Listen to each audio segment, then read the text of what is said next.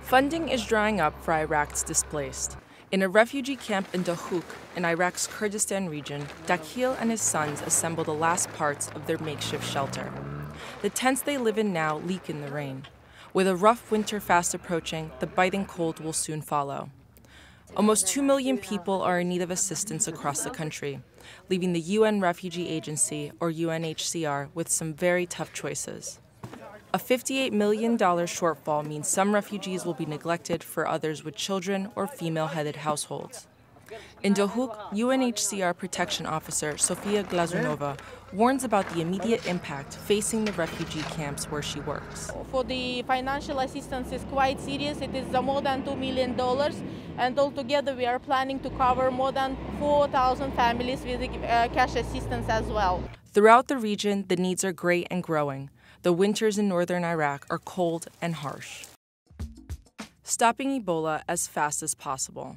That's the #1 priority, according to Anthony Banbury, who is coordinating the UN response to the deadly virus.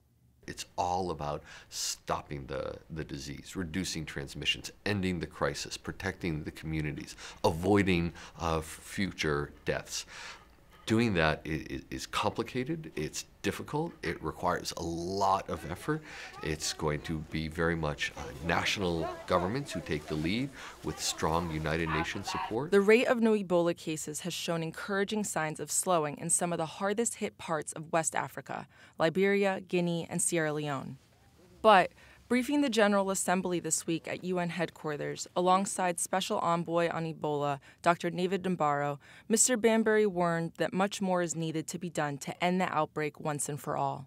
More material resources, more human resources, and more funding, all are needed in order to declare victory against Ebola. Our strategy, the national plans, the UN strategy, the UNMEER operation is working. The problem is the disease has spread so much geographically. We will not defeat this virus by chasing it. We need to get ahead of it. And the way to do that is to have a much greater geographical dispersal of our interventions. And for one night, a fashionable event at UN headquarters. Palestinian-born fashion designer Jamal Taslak unveiled his fall-winter collection in New York to spotlight the plight of his homeland. It's a pleasure for me this evening to present my people with this kind of art that I think it's a message for my people, for my country, also for myself. It's a way to show the world the other face of Palestine. Evening gowns, cocktail dresses, and tailored suits made their way down the runway. A hand-embroidered wedding dress closed the show. The event was organized in the run-up to the International Day of Solidarity with the Palestinian people, observed annually on the 29th of November. Born in Nablus in 1970, Mr. Taslak says he is inspired to do more for his homeland.